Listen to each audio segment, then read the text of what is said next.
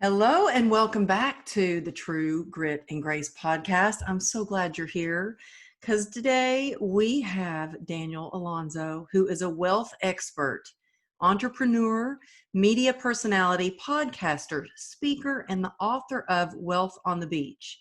He has been featured in Success Magazine, the Forbes Riley Radio Show, Tim's Story Live, and he teaches leadership principles to companies and corporations.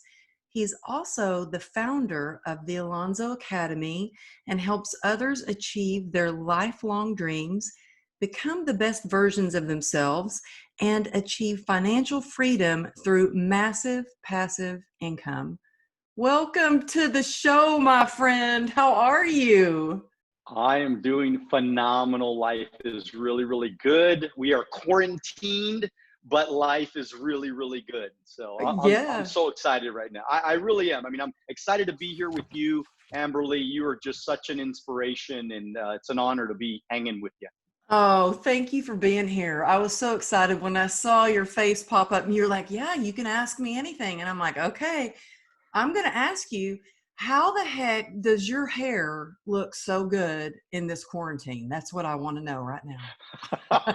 Well, I promised my hairstylist not that I would not tell anybody because it's probably illegal to get your hair cut right now. So Yeah. And I told my husband, my husband's a former lieutenant with the highway patrol, and he's always had like a very clean cut. And this is the first time, we've been together like 15 years, that I've ever seen his hair long and it's growing. I'm like, you're turning into a hippie on me.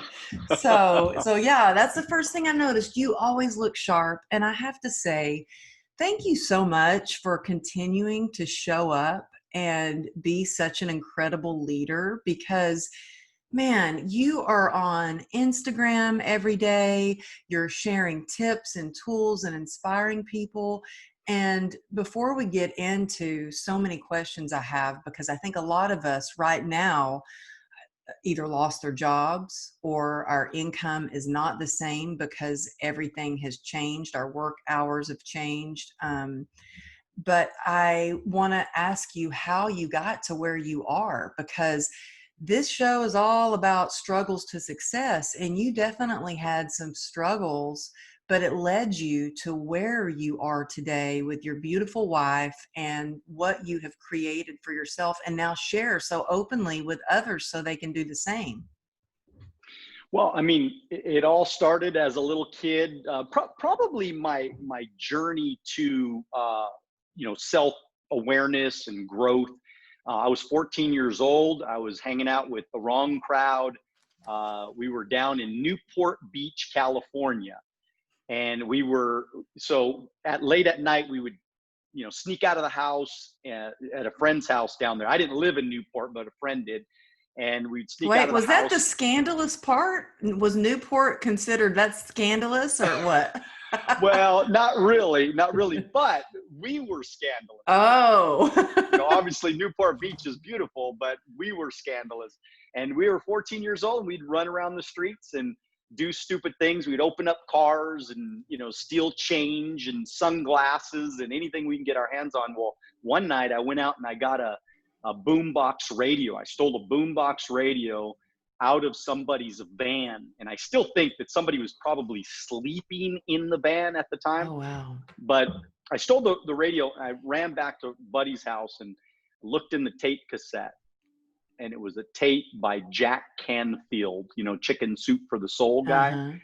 And it was talking about self-esteem and peak performance. I was a bad kid growing up. I was one of the bad boys. I got in a lot of fights, a lot of arguments with teachers, hated school, like with a passion.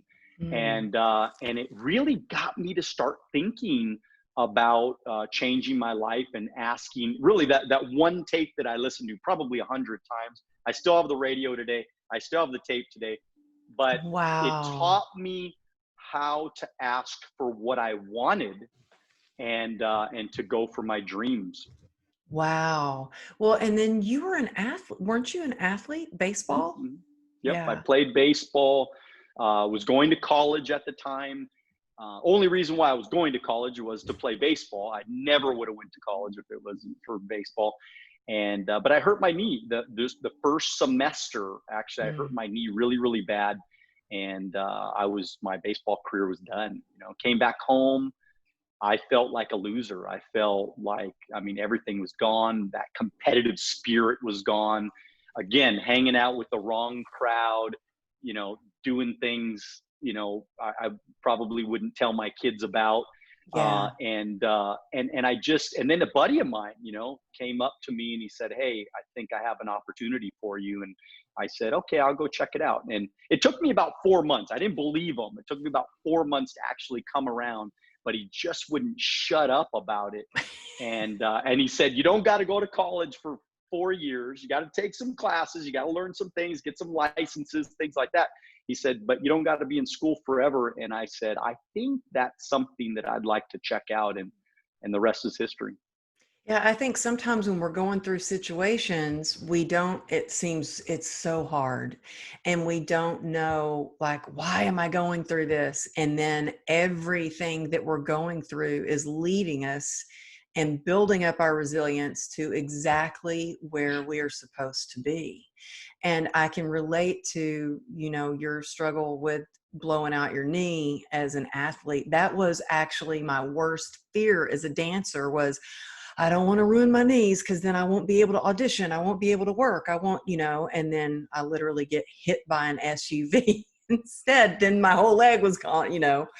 And so, but those struggles that we go through, I'm now can look back with gratitude because all of those struggles are actually helping me with what's going on with the economy today, with what's going on with just life in the pandemic and quarantine today.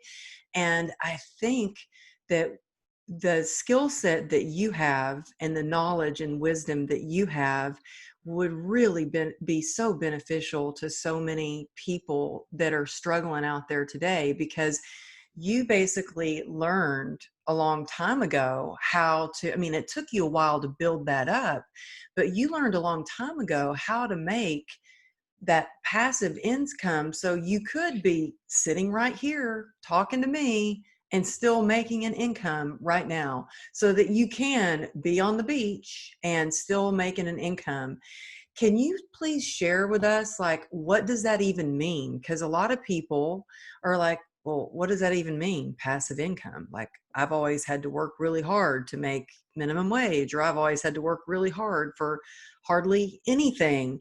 Or some people have worked hard for years on trying to build a business and haven't seen anything come in because they're busy helping to pay other people that are helping them get that business off the ground. So can you tell us, what does that even mean, passive income? I think that early on, I realized that if I did things the way that everybody did it, then I was going to have an average and ordinary life. And, give me anything but an average and ordinary life. Like, I Mhm. don't want an average and ordinary life. And so I think one of the reasons why I didn't like school was because they were always telling me what to do. And they had so many rules, just rules about everything. And so there was a little bit of that, rebel in me that just was always looking for something different, because I was trying to push back on what society kept telling me to do. Do it this way, do it this way, do it this way. Now I'm thinking there's got to be a better way. Mhm. I was at my job making $7 an hour. I was about 21 at the time. I was making $7 an hour, and I used to overlook this golf course. I had this big window. The great part about the job is the guy left me alone a lot, and I had a big giant window that I could watch people play golf all day long. And so it was a great job.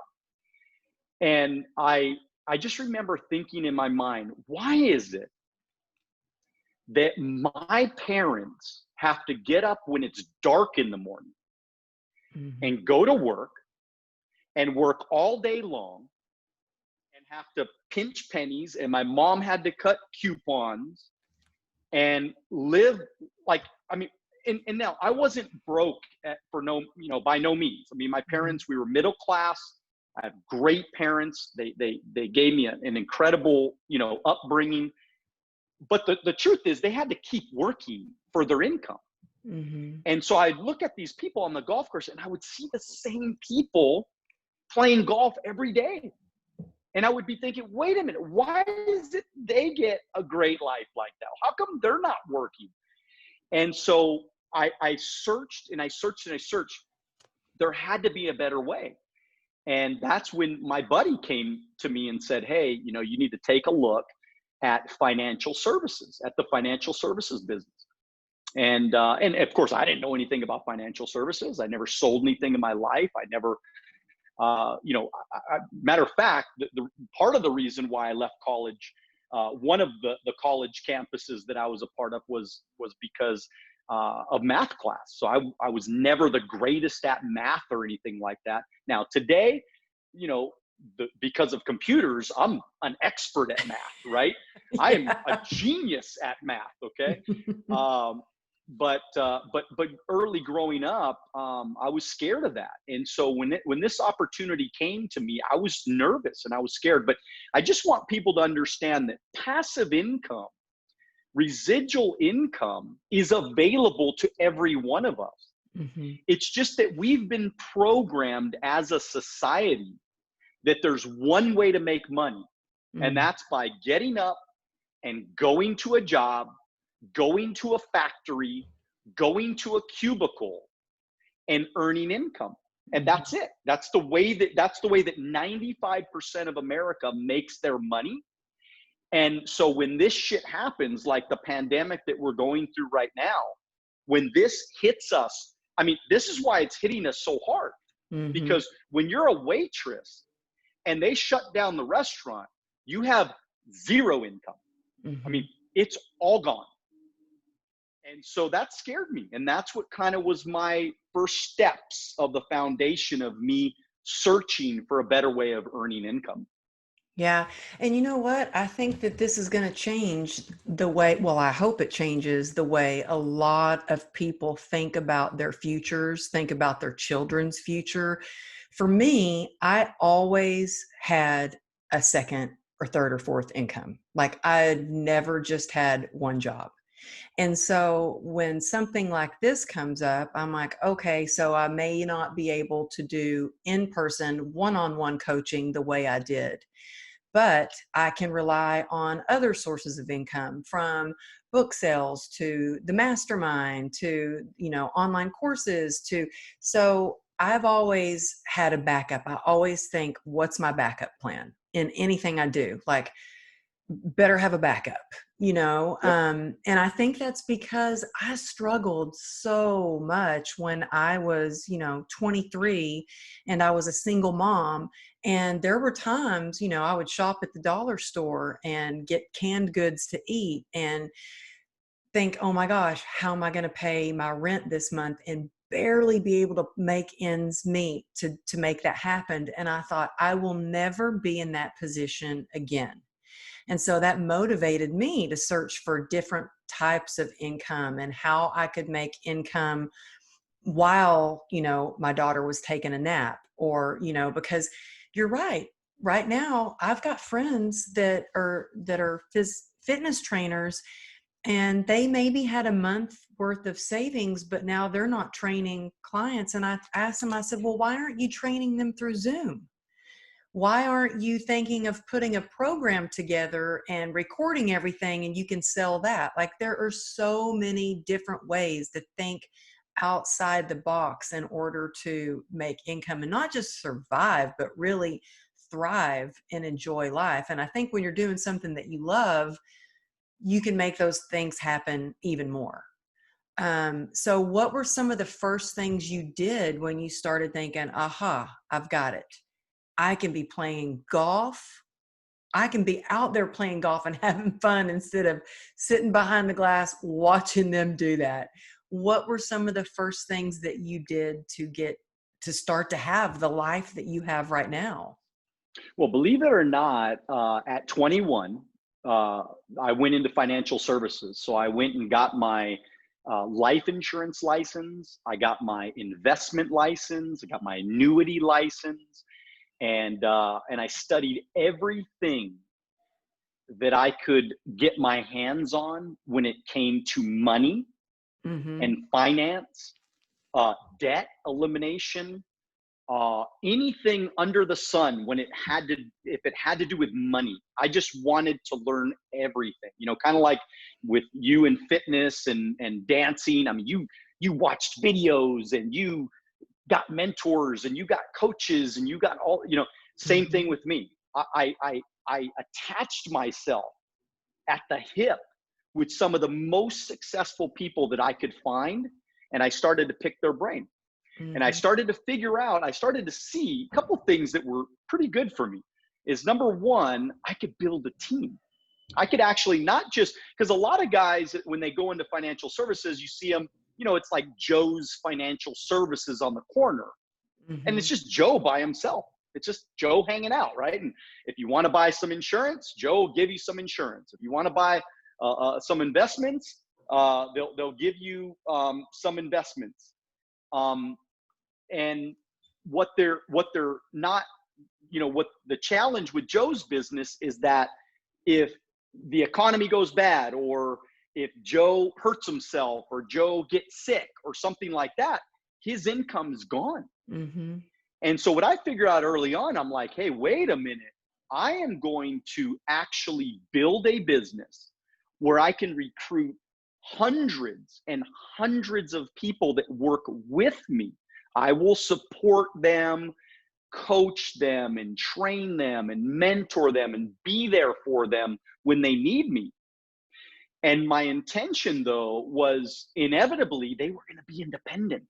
That's They were exactly going to, what I did with my business for training.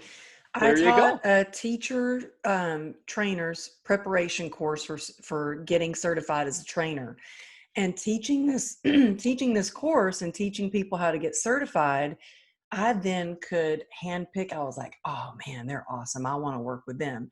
So I handpicked this team of people, and I had a program where they worked for me in every certain amount of sessions that they trained a client. They got a pay raise and a pay raise and a pay raise until those clients became theirs. And so we worked well as a team because they, wanted to keep working for me because they knew I was going to keep giving them referrals, and they knew I was going to keep giving them raises. So when I was hit on my motorcycle, I already had a team to cover Awesome. me. Yeah. And that's the key right there, is having a team, having a Mm-hmm. support system with you. Because again, when you're just a lone ranger all by yourself, either with a job, or even if you're working by yourself, like think about the cash flow quadrant, right? Robert Kiyosaki. Cash flow quadrant is a great visual for people to understand. You have people that work jobs, you have people that are self-employed. Well, look, if you're working a job, you're all by yourself. If you're self-employed, you're self-employed all by yourself. If something happens to that job, it's over. Now, the right side of the quadrant is becoming a business owner and becoming an investor. So if you're a business owner, you have employees, you have agents working with you. I mean, and so to me, I always thought about it in terms of like think about McDonald's, right? When Ray Kroc started McDonald's, he franchised his business out to thousands and thousands of people. Well, if Ray Kroc is out playing golf, somebody is selling hamburgers. And Mm-hmm. so it was my dream to one day have multiple locations. Today we have 47 locations now. They're all Wow. independently run and by leaders that run it. They don't need me. I don't pay any overhead. Now think about this from a business standpoint. I have 47 locations, but I only have 2 employees that are on my payroll. Okay. Wow. All these agents, there's 1,500 total licensed agents in those locations, in all of our locations. And so they're all 1099. They're all independent contractors. But every single time they produce a sale, whether it's an investment sale or an insurance sale. We do auto insurance, home insurance, legal plans. We do life insurance. We do IRA accounts, college funds, you name it, right? Every single time a transaction happens, they make money, but I also make money. And that is what has created the organization that we have today, and again, that's massive passive residual income. But how long did it take you to do that? Because I want that's what I people was going to to talk know, about. because it's a lot of work, and it's hard to build up a team of people that you can trust. And I'm sure you've had some times where people have, I hope you haven't, but maybe screwed you over. Of course. Oh, But look, how many years did it take that to get there? 20. So it didn't take very long, believe it or not. So my exact story is I came in at 21. By 24, I was earning $100,000 a year. Okay. So it took me about 3 years to kind of figure this out, where I could really make a decent living to provide for my family. But I was telling somebody the other day that in I think the year was 1996 when I got started originally. So in 96, I only made like 15,000, but I worked hard. So in that year, if you were to really think about it, I was underpaid for my efforts. 97, I made, I don't know, 25 or 50,000, right? I was underpaid for my efforts because I worked like I should have made $500,000 that year, right? And I only got paid 25,000. So within a couple of years, I was making, even at 100,000, I was probably underpaid. The year after that, though, it started to get fun. The next year I made 170,000. The next year I made 250. The next year I made 350, and the next year I made $500,000. So, and those are consecutive years. By the time, that happened in 2003, I think I was 28 years old at that time. I look back and I said, all those years, I was pretty much underpaid because I was the one killing it. I was the one working. I was the one after it. I was the one, at the office till midnight. I'd hold emergency meetings with all of our guys. I would rally them. I'd be, at the end of the month, we would be down at LAX, taking all our last paperwork down to fly it out to the company the next day. So all our business hit for bonuses and things like that. And all that stuff, I was underpaid. 2003, I woke up making $500,000 in passive income. But the best part about it is all through those years, Amberly, I saved my money. I invested my money. I lived below my means. I had $1 million. I had $1 million saved at that time. I was 28. I had $1 million in cash or in my investments at 28 years old. I was done. I was financially independent. I went to one of my top guys and I said, look, it's 2003. I'm 28 years old. I'm done. I'm semi-retired at this point. You take the reins, go for it. Hallelujah. Have a good time. And I literally, from that time till maybe a couple of years ago, when I kind of re-engaged myself because of the social media and all the different things, people are obviously calling me, wanting to come into business with me all the time. So I've re-engaged myself at this point, but I've been semi-retired, Amberly, since I was 28 years old. Wow. But you know what? That's so important to talk about, is that you didn't live this champagne lifestyle on a beer budget. You really saved your money. And that is so important, because I tell you right now, there's going to be a lot of people that are driving around fancy cars and like, holy crap, what do I do? Because I can't pay my rent or mortgage. I've got this fancy car. I mean, for me, I work and work and work, and I always have a little saving, like a nest egg for emergency. Because God forbid, well, we learned the hard way about, life insurance and having a trust and all that, and having a joint bank account. My husband and I didn't even have a joint bank account when I had my motorcycle accident. And I was in a coma and he couldn't pay the mortgage. He couldn't pay the bills because the bank, it was in my name and I was in a coma. And so we learned so much about finances and trust and insurance and a living trust and all putting our, getting everything organized. But I think so many people, especially in LA, live beyond their means. Oh, It's totally. all about the show. It's all about the purse or the car or the bag or the fancy belt or watch. And it's like, no, you got to save for exactly, not that I'm like saving because I'm living in fear. I save because I have been to a place where I didn't know how I was going to pay my mortgage and I never want to be there again. So I love that you have this experience that you can share with people. Well, when people are struggling right now and they're like, well, I want to start a business, I want to have a team of people, but I don't know how to get started.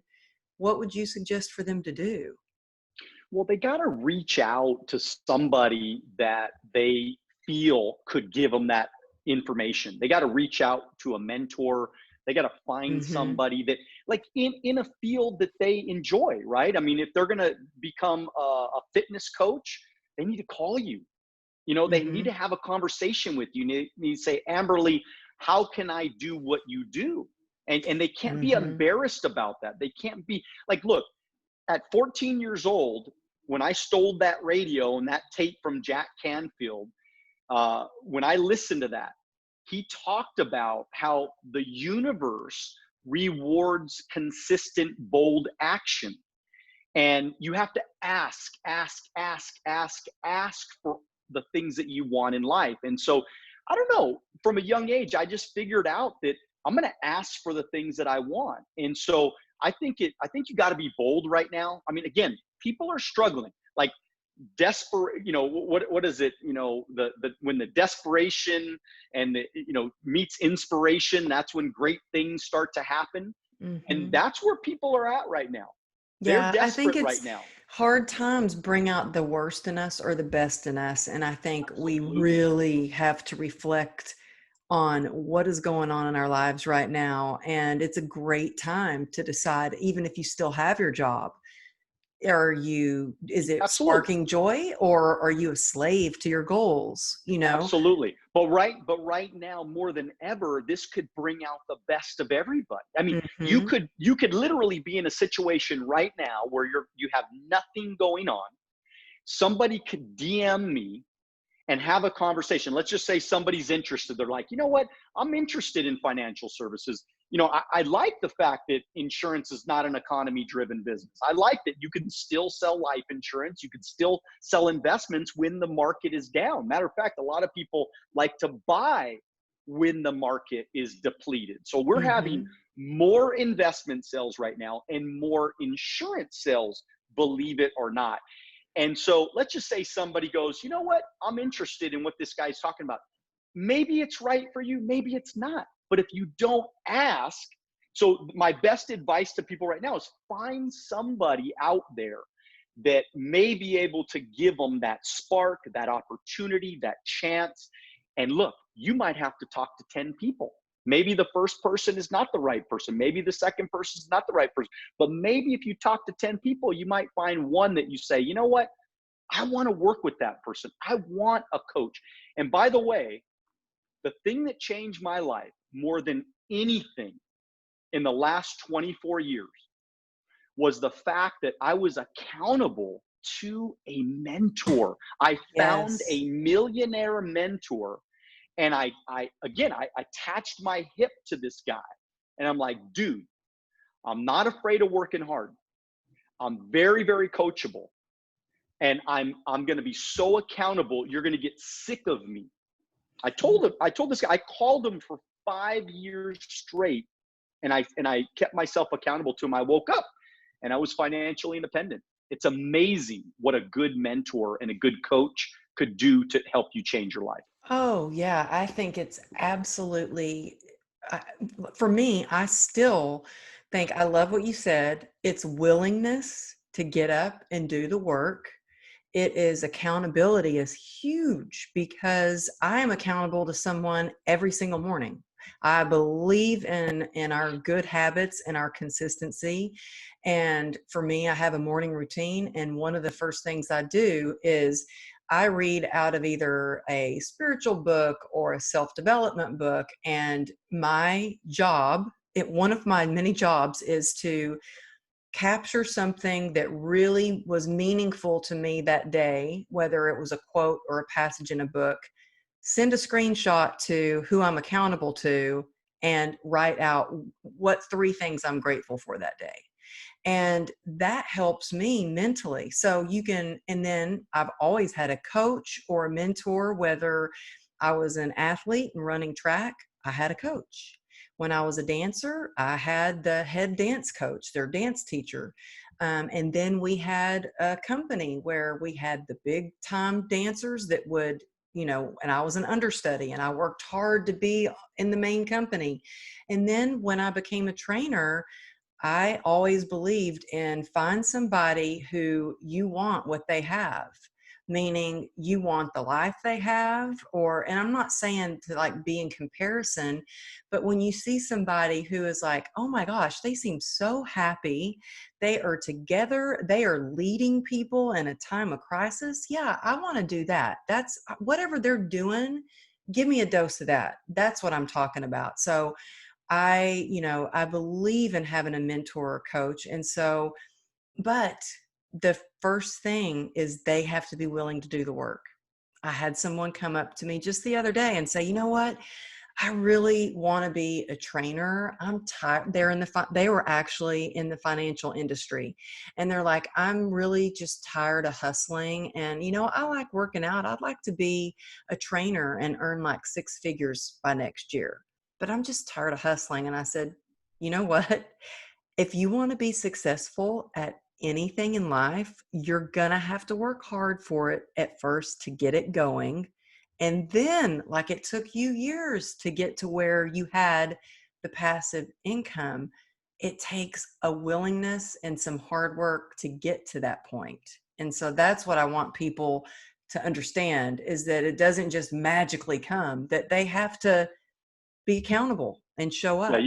you got to put in the time, you got to put in the effort and the work, and then you got to have a process. Though you have to find great people, okay, but then you got to put people into a process, a system of leadership, a system of where they can follow it, again, just like the McDonald's system. So I try to look at my business as the McDonald's of financial services. That's how I kind of compared it, because I thought in my mind, I said, wait a minute, they every time they make a hamburger, there's something that they do that's the same every single time. And so a part of our process of how we recruit 300 people a month, and we probably transact 500 transactions, whether it be investments or insurances, things like that, every single month. How that happens is because everything is a process.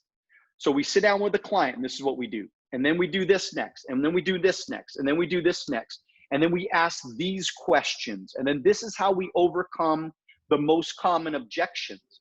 And we teach and we train and we coach and we mentor people so that it becomes reflexive. Mm-hmm. Once it becomes second nature, it's easy. And then you can repeat that process again and again and again and again. People get bored. I think one of the challenges with most entrepreneurs, and I don't think they make it long range, because they get bored.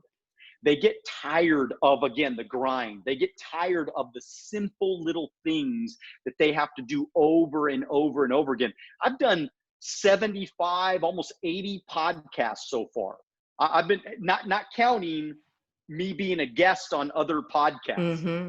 I've done countless lives every single week for a couple of years now. I Mm-hmm. mean, I've But done see, people training can meetings, depend on you to be there and to show up. And but look. that's what people have to translate in their own lives. They have Mm-hmm. to be the rock. They have to be the leader. I mean, the leaders get paid all the money. Why, if you want to make a lot of money, and I know a lot of your, listeners, they want to make money. I mean, that's what they're listening. They're trying to find a tip. They're trying to find a way. They're trying to find something to help them get to that next level. Well, let me tell you something. You're going to have to be the leader. You're going to Mhm. have to step up and take the risk and take the chance, because everybody wants what I have, but are they willing to do what I've done? Exactly. That's exactly right. Being willing to show up when it's hard. When it's hard. It's not easy. I have so many people that say, "Oh, well, I want to write a book." And I'll get a DM. Yeah, tell me how to write a book. I really want to write a book. And I'm like, I used to sit and talk with them and talk with everybody. And I'm like, you know what? It is a process, and you have to get up every single day and be willing to write. Then the whole publishing process is a whole different thing. Do you want hybrid publishing, traditional publishing? You want to self-publish? That may take, a year to a year and a half if you go through a traditional publisher. And when it gets hard, sometimes people give up.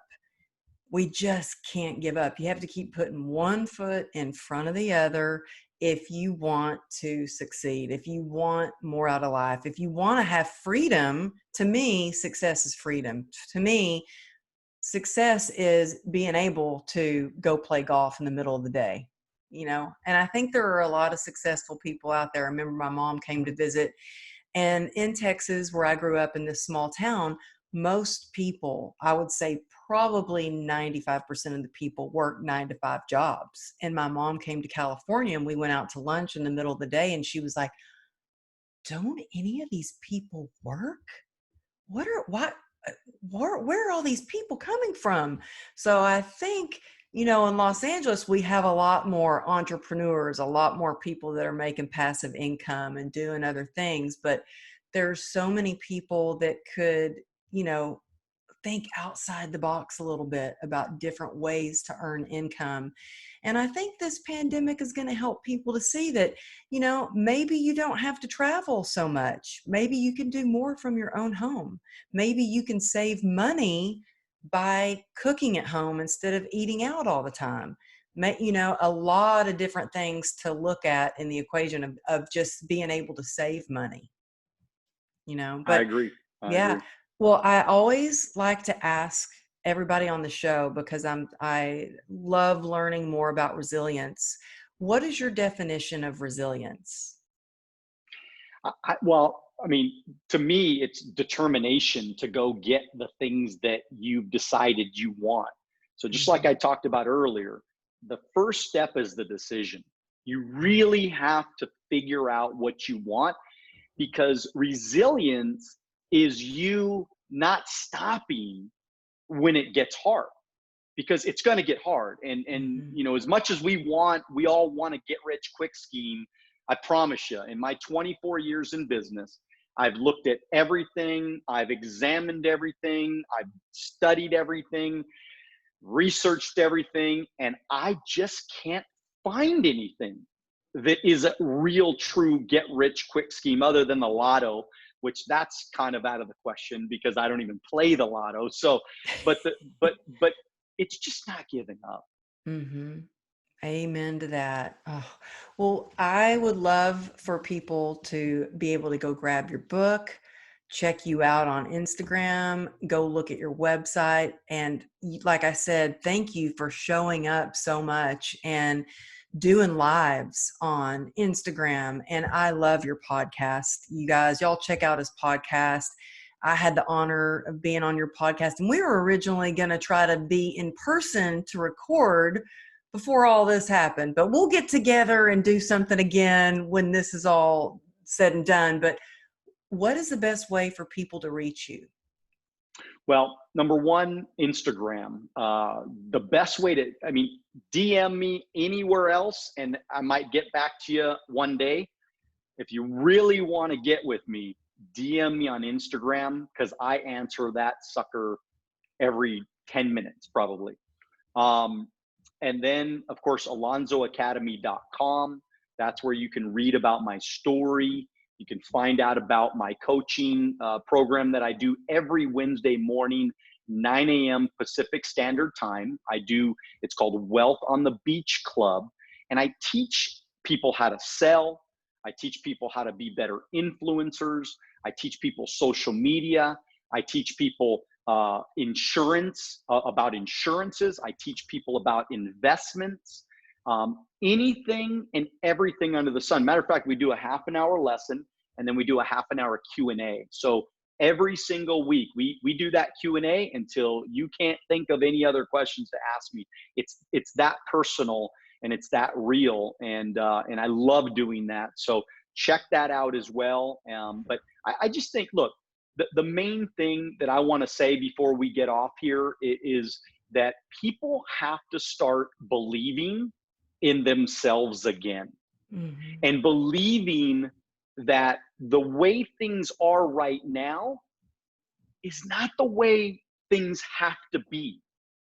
And I know it's hard, and I know you're struggling, and I know that this is an uncertain time. And let me tell you something. I mean, this is going to go on for a little while. I mean, this is not something that's stopping anytime soon. So what you need to do is you need to make some choices right now, some definitive decisions that say, okay, I need to learn something new. I need to master a new craft. I need to do something different. If you're out of work, if you're struggling right now, if maybe whatever, look, I mean, people aren't making, movies right now. I mean, think about it. We live in Los Angeles, and a lot of actors, a lot of actresses going on right now, like zero jobs right now. There's a lot of people. But guess what? Maybe this happened for a reason. Maybe your calling is not to be an actor. Maybe your calling might be to go into a different type of business, to do something different with all the talent that you have right now. Maybe to do something different. And so I'm making the call to your whole audience that really examine what you want, what you love, what you're excited about, but don't limit yourself. Explore everything. Talk to as many people as you can. Interview as many people as you can. Like, really ask people how they did what they did so that you can figure out if maybe, just maybe, that game plan might be right for you. And you might look back years and years from now. I wanted to be a professional baseball player. And believe it or not, I'm just going to throw this out there. You probably all didn't know that I was in Pretty Woman, in the movie Pretty Woman. I was That's down a my road. favorite movie. I was in the movie, but I was just an extra. I got paid $70 to do it, so nothing big. Where she spits out her gum on Rodeo. I was in that scene in the background. You literally got to slow mo it. I am going to watch that. I was in white shorts and a gray shirt, I think. And but anyways, bottom line is I had other dreams, right? Going into financial services was not my dream when I was 18 years old, right? I had other things I wanted to do. But guess what? In the end, doing what I do today has not only been incredibly financially rewarding, but it's been incredible because I have the opportunity to change so many more people's lives than maybe I would have if I would have done maybe something other, something that I thought I wanted at 18 years old. I agree. I mean, before my motorcycle accident, was training one person at a time. And now I get to work with, and I'm speaking on a stage, sometimes thousands. And so I wouldn't trade it for the world because I get to connect with so many people. And look, seriously, I never in a million years would dream that I didn't even own a computer like 4 years ago. And I had to figure out a way to connect and do things differently because I was stuck in a hospital bed. And so I had to learn technology. I'm still learning. But that's why we got on here. I was like, well, you're you're tech savvy. So tell me what we're supposed to. So yeah, it's all about like what sparks your creativity. And right now, what are some things that you can do that are bringing joy to your life? Like, that make you feel authentically you. Maybe that's working with kids. Maybe that is writing a book. Maybe that's starting a course on, I don't, whatever interests you, like you said. So I love that idea. And you guys definitely, I'm always checking out your stories on Instagram and everything. So definitely reach out to, you know what, it's just, I don't know if you said your Instagram handle, it's your Yeah, it's name. at Daniel Alonzo. Yep, at Daniel Yeah. Alonzo. And you guys, if you're, if you're working out right now or you're in a place where you can't write that down, just go check out the show notes because all his information where you can find everything, his academy, his Instagram will all be in the show notes for you. So thank you so much for being here and sharing your wisdom. And you are just a joy to talk to. Your energy is contagious, and thank you so much. I can't wait to see you in person, hopefully sooner than later. I can't wait. And I really do appreciate all your inspiration as well. You're an amazing woman, and just completely inspired by you and everything you've done to be where you're Oh, at today. And I hope your listeners never take that for granted. oh, thank you so much.